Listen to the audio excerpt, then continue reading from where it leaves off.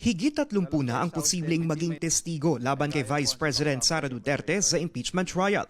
Ito ang binunyag ni House Lead Prosecutor Jinky Luistro sa deadline ng pagsusumite ng pre-trial brief sa impeachment court. Paliwanag ni Luistro, gusto nilang matiyak na maipipresenta ang lahat ng mga posibleng testigo. Ang malinaw po dito, sa ilalim po ng ating rules, kapag ang testigo, hindi mo na isama ang pangalan doon sa pre-trial, generally speaking, hindi po siya papayagang tumistigo during the trial.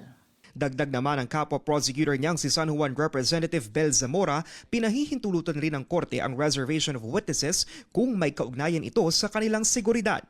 So, regarding the bank officials, for example, it is possible that we will not yet say the names of these persons, but there will be a description of their position and or the purpose of their testimony.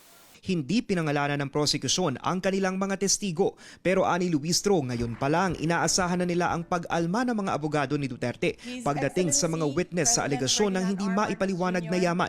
Isa sa mga kwenestyon ng kampo ng bise sa pagdinig noon ng House Justice Committee. Samantala, nagsumiti na rin ng pre-trial brief ang bise sa pamamagitan ng abogadong si Michael Poa. Nakatakda ang pagpupulong sa Huwebes, June 18 kung saan pag-uusapan ang mga testigong gagamitin ng bawat panig sa paglilitis. Dito rin mamarkahan ang mga ebidensya pati re-resolbahin ang magiging pagkakasunod ng paglalatag ng ebidensya. Ayon kay Luistro, kinonsidera nila sa isinusulong na order of presentation ang interes ng mga tao, dami ng ebidensya at kahalagahan ng issue sa pamahalaan. Sa tansya ni Luistro, kung mag-uumpisa ang trial sa schedule na July 6, posibleng tapos na ito sa katapusan ng Setyembre. Umaasa naman ang prosekusyon na mapaplansya na ang gusot sa liderato ng Senado sa itinakda ng Pangulo na special session sa June 17 bago pa man simulan ang paglilitis.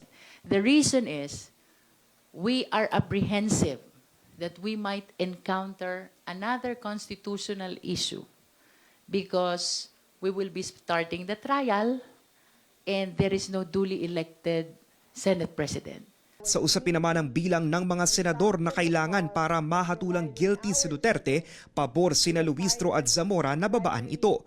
Para kay Luistro sa ngayon, 22 lang ang mga senador na pwedeng makilahok sa paglilitis. Ibig sabihin sa 2/3 requirement ng konstitusyon, pwede aniyang ibaba sa 15 ang boto para sa conviction mula sa 16 votes. Nasa kulungan si Senador Jinggoy Estrada dahil sa kasong plunder sa flood control scandal habang nagtatago si Senador Bato de la Rosa sa gitna ng arrest warrant ng International Criminal Court. Kung ang ating senador ay nakakulong, nagtatago, nasa ospital, or nasa abroad, ito yung tinatawag ni Avellino versus Cuenco na beyond the coercive power of the Senate.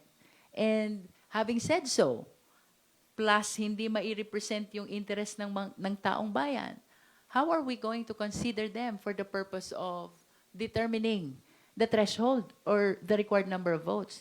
And if one is hiding, purposefully hiding from not only his job but from the people, then he shouldn't be included in the number when we count.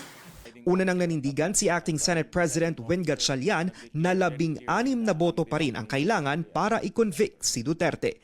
Para sa mga impormasyong napapanahon at on-demand, Lance Mexico, Newswatch Plus.